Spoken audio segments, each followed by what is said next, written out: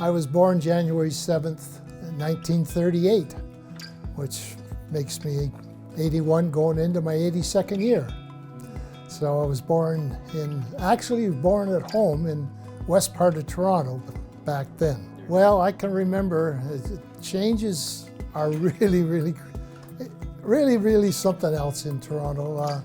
I can remember going from, when I moved over to the East End, I would rent, my dad would rent a sleigh and horses, and I'd go from Moore Avenue, Bayview, up to Lawrence and Bayview and back with the sleigh and the horses.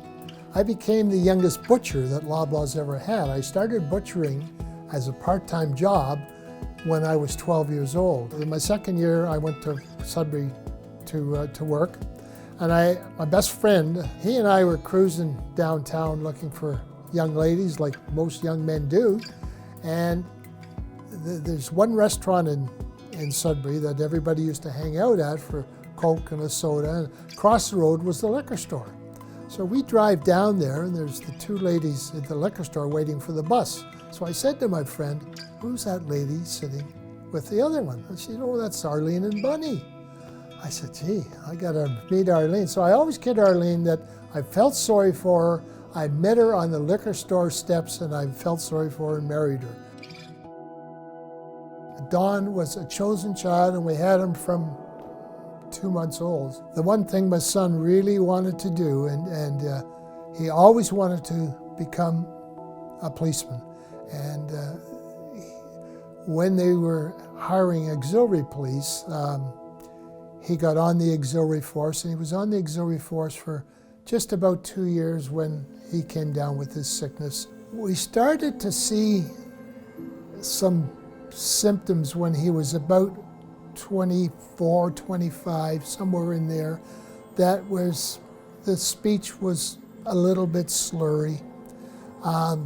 There was more paranoia. So it really threw us back once it was diagnosed.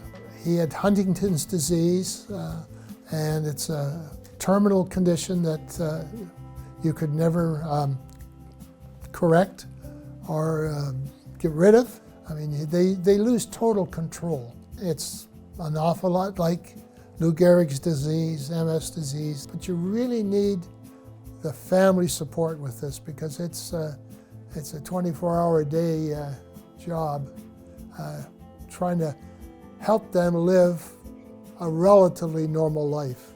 Again, as our faith allowed us, we complemented each other, and we worked through 17 tough years of no break, nursing him at home. He was not a believer at the time, and he sort of wandered away. And when he got sick, and then near the end when he was, on his last couple of years, we would move him downstairs, and then Arlene, when she was reading her Bible, would read it to him. He became an awful lot more receptive to that and sort of understood the Bible.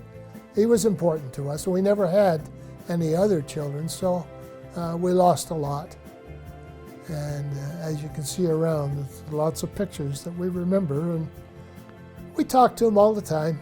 Church family at Northridge has been just something that I've never experienced before. And going through these difficult times for 17, 18 years, it was just unreal, the support we got from members of the congregation. I don't think in my life that I could ever forget what they did for us as a family. Every night there would be a knock on the door, and there'd be somebody bringing something for a meal or looking after us if we needed anything in particular. So I think today we got to try and get rid of the negativity.